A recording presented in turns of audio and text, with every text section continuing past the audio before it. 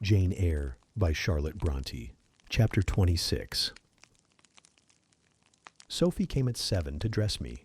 She was very long indeed in accomplishing her task, so long that Mr. Rochester, grown, I suppose, impatient of my delay, sent up to ask why I did not come.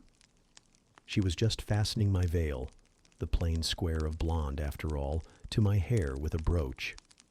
I hurried from under her hands as soon as I could. "Stop," she cried in French. "Look at yourself in the mirror. You have not taken one peep." So I turned at the door. I saw a robed and veiled figure, so unlike my usual self that it seemed almost the image of a stranger. "Jane," called a voice, and I hastened down. I was received at the foot of the stairs by Mr. Rochester. "Lingerer," he said, "my brain is on fire with impatience, and you tarry so long."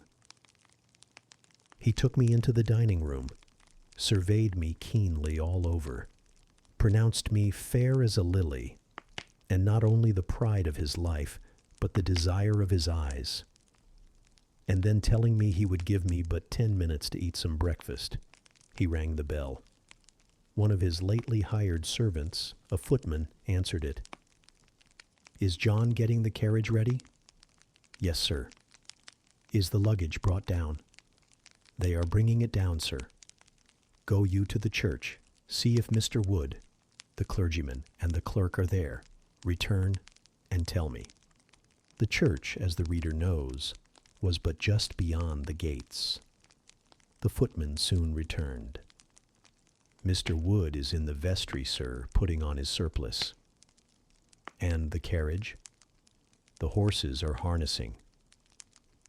"We shall not want it to go to church, but it must be ready the moment we return. All the boxes and luggage arranged and strapped on, and the coachman in his seat." "Yes, sir." "Jane, are you ready?" I rose. There were no groomsmen, no bridesmaids, no relatives to wait for or marshal. None but Mr. Rochester and I. Mrs. Fairfax stood in the hall as we passed. I would fain have spoken to her, but my hand was held by a grasp of iron. I was hurried along by a stride I could hardly follow, and to look at Mr. Rochester's face was to feel that not a second of delay would be tolerated for any purpose. I wonder what other bridegroom ever looked as he did, so bent up to a purpose, so grimly resolute, or who, under such steadfast brows, ever revealed such flaming and flashing eyes. I know not whether the day was fair or foul. In descending the drive I gazed neither on sky nor earth. My heart was with my eyes, and both seemed migrated into Mr. Rochester's frame. I wanted to see the invisible thing on which, as we went along, he appeared to fasten a glance fierce, and fell. I wanted to feel the thoughts whose force he seemed breasting and resisting. At the churchyard wicket he stopped. He discovered I was quite out of breath. "Am I cruel in my love?" he said. "Delay an instant. Lean on me, Jane." And now I can recall the picture of the gray old house of God rising calm before me, of a rook wheeling round the steeple, of a ruddy morning sky beyond. I remember something, too, of the green grave mounds, and I have not forgotten either 2 figures of strangers straying amongst the low hillocks and reading the mementos graven on the few mossy headstones. I noticed them because as they saw us, they passed round to the back of the church, and I doubted not they were going to enter by the side aisle door and witness the ceremony. By Mr. Rochester they were not observed. He was earnestly looking at my face, from which the blood had, I dare say, momentarily fled. For I felt my forehead dewy, and my cheeks and lips cold. When I rallied, which I soon did, he walked gently with me up the path to the porch. We entered the quiet and humble temple. The priest waited in his white surplice at the lowly altar, the clerk beside him. All was still. two shadows only moved in a remote corner. My conjecture had been correct. The strangers had slipped in before us, and they now stood by the vault of the Rochesters, their backs towards us, viewing through the rails the old time-stained marble tomb, where a kneeling angel guarded the remains of Damer de Rochester, slain at Marston Moor in the time of the Civil Wars, and of Elizabeth, his wife. Our place was taken at the communion rails. Hearing a cautious step behind me, I glanced over my shoulder. One of the strangers, a gentleman evidently, was advancing up the chancel. The service began. The explanation of the intent of matrimony was gone through, and then the clergyman came a step further forward, and bending slightly towards Mr. Rochester went on. I require and charge you both, as you will answer at the dreadful day of judgment, when the secrets of all hearts shall be disclosed, that if either of you know any impediment why ye may not lawfully be joined together in matrimony, ye do now confess it. For be ye well assured that so many as are coupled together otherwise than God's word doth allow are not joined together by God, neither is their matrimony lawful. He paused, as the custom is. When is the pause after that sentence ever broken by reply? Not perhaps once in 100 years, and the clergyman, who had not lifted his eyes from his book, and had held his breath but for a moment, was proceeding. His hand was already stretched towards Mr. Rochester, as his lips unclosed to ask, "Wilt thou have this woman for thy wedded wife?" when a distinct and near voice said, "The marriage cannot go on. I declare the existence of an impediment." The clergyman looked up at the speaker and stood mute. The clerk did the same. Mr. Rochester moved slightly, as if an earthquake had rolled under his feet. Taking a firmer footing, and not turning his head or eyes, he said, "Proceed." Profound silence fell when he had uttered that word, with deep but low intonation. Presently Mr. Wood said, "I cannot proceed without some investigation into what has been asserted, and evidence of its truth or falsehood." "The ceremony is quite broken off," subjoined the voice behind us. "I am in a condition to prove my allegation. An insuperable impediment to this marriage exists." Mr. Rochester heard, but heeded not. He stood stubborn and rigid, making no movement but to possess himself of my hand. What a hot and strong grasp he had! And how like quarried marble was his pale, firm, massive front at this moment! How his eyes shone, still watchful, and yet wild beneath! Mr. Wood seemed at a loss. "What is the nature of the impediment?" he asked. "Perhaps it may be got over, explained away." "Hardly," was the answer. "I have called it insuperable, and I speak advisedly." The speaker came forward and leaned on the rails. He continued, uttering each word distinctly, calmly, steadily, but not loudly. "It simply consists in the existence of a previous marriage. Mr. Rochester has a wife now living." My nerves vibrated to those low-spoken words as they had never vibrated to thunder. My blood felt their subtle violence as it had never felt frost or fire, but I was collected and in no danger of swooning. I looked at Mr. Rochester. I made him look at me. His whole face was colorless rock. His eye was both spark and flint. He disavowed nothing. He seemed as if he would defy all things. Without speaking, without smiling, without seeming to recognize in me a human being, he only twined my waist with his arm and riveted me to his side. "Who are you?" he asked of the intruder. "My name is Briggs, a solicitor of Street, London. And you would thrust on me a wife?"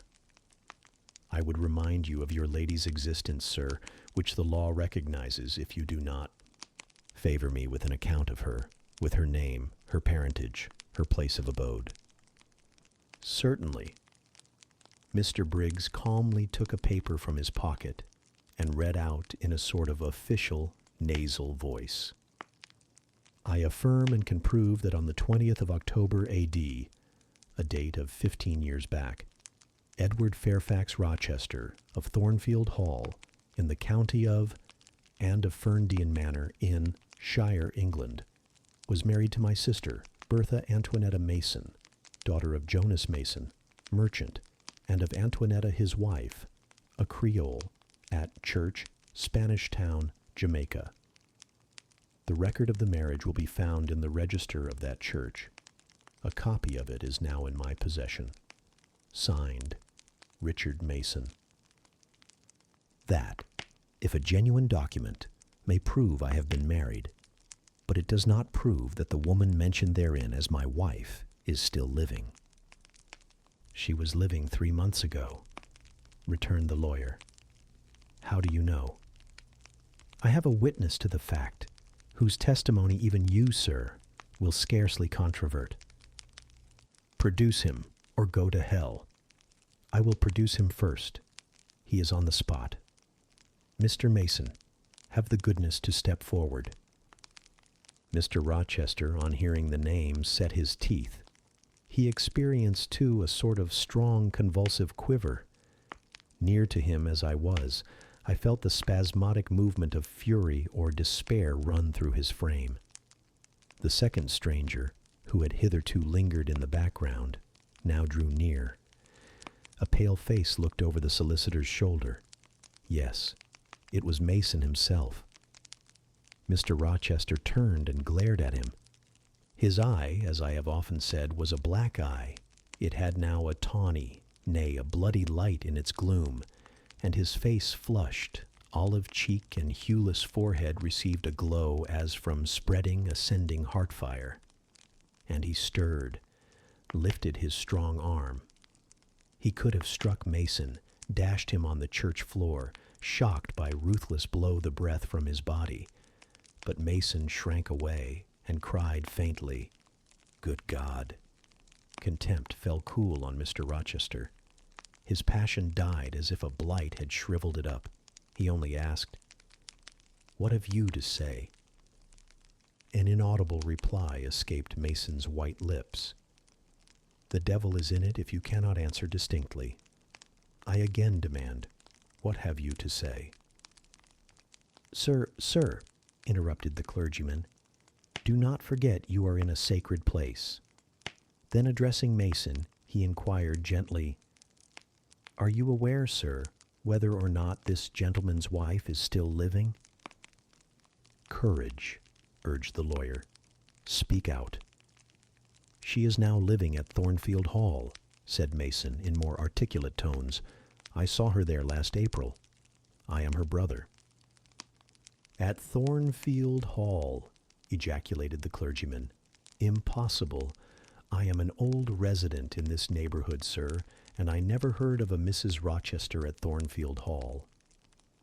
I saw a grim smile contort Mr. Rochester's lips, and he muttered, "No, by God.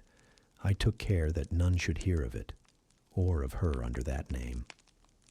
He mused. For 10 minutes he held counsel with himself. He formed his resolve, and announced it. "Enough! All shall bolt out at once, like the bullet from the barrel. Wood, close your book and take off your surplice. John Green," to the clerk, "leave the church. There will be no wedding today." The man obeyed. Mr. Rochester continued, heartily and recklessly, "Bigamy is an ugly word. I meant, however, to be a bigamist. But fate has outmaneuvered me, or Providence has checked me, perhaps the last. I am little better than a devil at this moment, and as my pastor there would tell me, deserve no doubt the sternest judgments of God, even to the quenchless fire and deathless worm. Gentlemen, my plan is broken up. What this lawyer and his client say is true. I have been married, and the woman to whom I was married lives. You say you never heard of a Mrs. Rochester at the house up yonder wood, but I dare say you have many a time inclined your ear to gossip about the mysterious lunatic kept there under watch and ward. Some have whispered to you that she is my bastard half-sister, some my cast-off mistress. I now inform you that she is my wife, whom I married 15 years ago, Bertha Mason by name, sister of this resolute personage, who is now, with his quivering limbs and white cheeks, showing you what a stout heart men may bear. Cheer up, Dick. Never fear me. I'd almost as soon strike a woman as you. Bertha Mason is mad, and she came of a mad family, idiots and maniacs through 3 generations. Her mother, the Creole, was both a madwoman and a drunkard, as I found out after I had wed the daughter, for they were silent on family secrets before. Bertha, like a dutiful child, copied her parent in both points. I had a charming partner, pure, wise, modest. You can fancy I was a happy man. I went through rich scenes. Oh, my experience has been heavenly, if you only knew it. But I owe you no further explanation. Briggs, Wood, Mason, I invite you all to come up to the house and visit Mrs. Poole's patient, and my wife. You shall see what sort of a being I was cheated into espousing, and judge whether or not I had a right to break the compact, and seek sympathy with something at least human. This girl, he continued, looking at me, knew no more than you would of the disgusting secret. She thought all was fair and legal, and never dreamt she was going to be entrapped into a feigned union with a defrauded wretch, already bound to a bad, mad, and imbruted partner. Come all of you. Follow. Still holding me fast, he left the church. The 3 gentlemen came after. At the front door of the hall, we found the carriage. Take it back to the coach-house, John, said Mr. Rochester coolly. It will not be wanted today. At our entrance, Mrs. Fairfax, Adele, Sophie, Leah advanced to meet and greet us. To the right about, every soul, cried the master. Away with your congratulations. Who wants them? Not I. They are 15 years too late. He passed on and ascended the stairs, still holding my hand and still beckoning the gentlemen to follow him, which they did. We mounted the first staircase, passed up the gallery, proceeded to the 3rd story.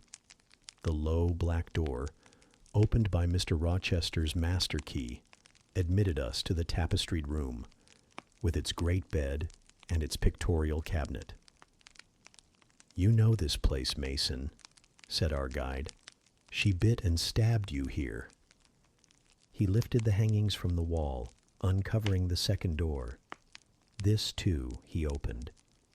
In a room without a window, there burnt a fire guarded by a high and strong fender, and a lamp suspended from the ceiling by a chain. Grace Poole bent over the fire, apparently cooking something in a saucepan. In the deep shade, at the farther end of the room, a figure ran backwards and forwards. What it was, whether beast or human being, one could not at first sight tell. It groveled seemingly on all 4s.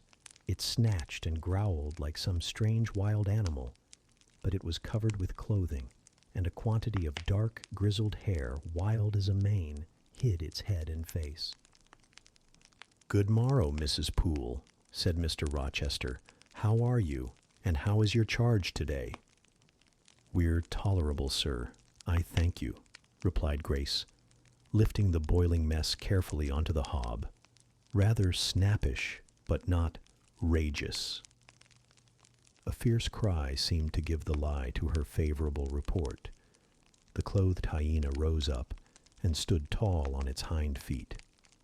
Ah, sir, she sees you, exclaimed Grace. You'd better not stay. Only a few moments, Grace. You must allow me a few moments. Take care then, sir. For God's sake, take care, the maniac bellowed. She parted her shaggy locks from her visage and gazed wildly at her visitors. I recognized well that purple face, those bloated features. Mrs. Poole advanced. "Keep out of the way," said Mr. Rochester, thrusting her aside. "She has no knife now, I suppose, and I'm on my guard." "One never knows what she has, sir. She is so cunning. It is not in mortal discretion to fathom her craft." "We had better leave her," whispered Mason. "Go to the devil," was his brother-in-law's recommendation. "Where?" cried Grace. The three gentlemen retreated simultaneously. Mr. Rochester flung me behind him. The lunatic sprang and grappled his throat viciously, and laid her teeth to his cheek. They struggled. She was a big woman, in stature almost equaling her husband, and corpulent besides. She showed virile force in the contest. More than once she almost throttled him, athletic as he was. He could have settled her with a well-planted blow. But he would not strike. He would only wrestle. At last he mastered her arms. Grace Poole gave him a cord, and he pinioned them behind her. With more rope, which was at hand, he bound her to a chair. The operation was performed amidst the fiercest yells and the most convulsive plunges. Mr. Rochester then turned to the spectators. He looked at them with a smile, both acrid and desolate. "That is my wife," said he. "Such is the sole conjugal embrace I am ever to know. Such are the endearments which are to solace my leisure hours. And this is what I wish to have," laying his hand on my shoulder. "This young girl, who stands so grave and quiet at the mouth of hell, looking collectedly at the gambols of a demon. I wanted her just as a change after that fierce ragout.